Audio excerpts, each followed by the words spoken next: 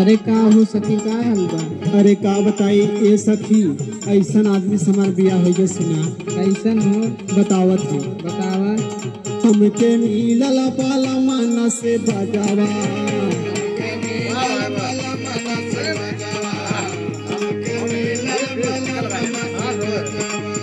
हमके मिलल बाला मन से बजावा।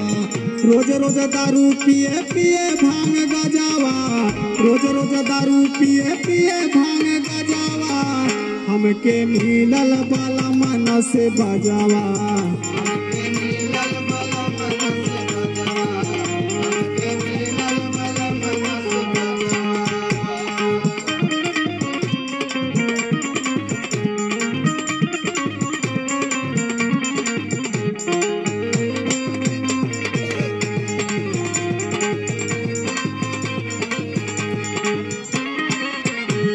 और ये सखी सुना। सुनावा ये सखी। ओकर आदत इतना खराब है सुना। सुनावा। पी के आवेला त करेला लड़ाई,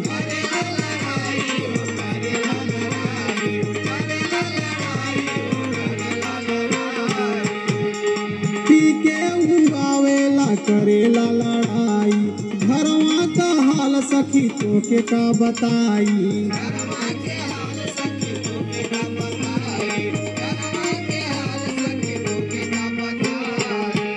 और सुनाए सखी कौनो काम उम ना करत है। बतावा कैसे खर्चा चली।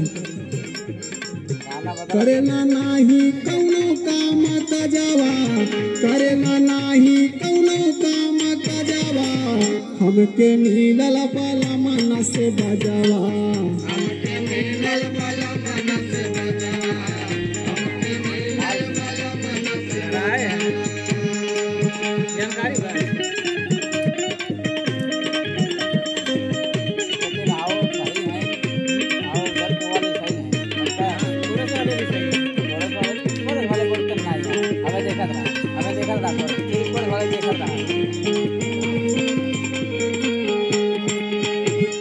घरवा का बेचे सखी लोटायो थाली,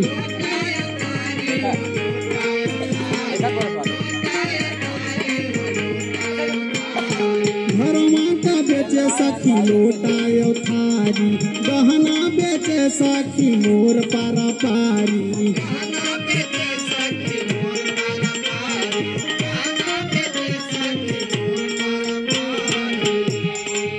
और सखी सुना। सुनावा। कर जाऊ लेता सखी दई के पाया जावा, कर जाऊ लेता सखी दई के पाया जावा।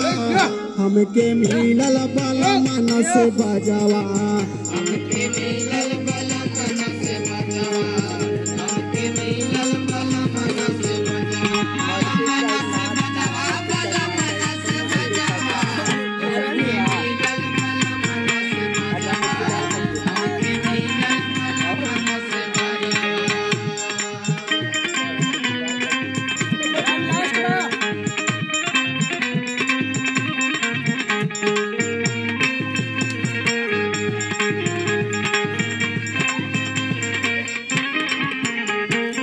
सुनाए सखी। सुनावा। खाली उ लइका का बढ़ावे आबादी,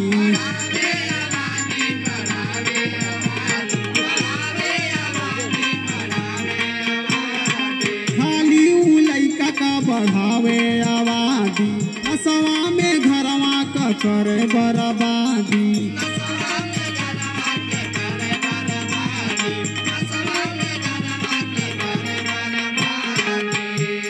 सुनाए सखी। सुनावा ये सखी। बब्बू को हमार बहुत मजा लेते हैं। बब्बू ना हाल बुझे गो रख ले मजावा, बब्बू ना हाल बुझे गो रख ले मजावा। हमके मिलल बाला मन से बजावा,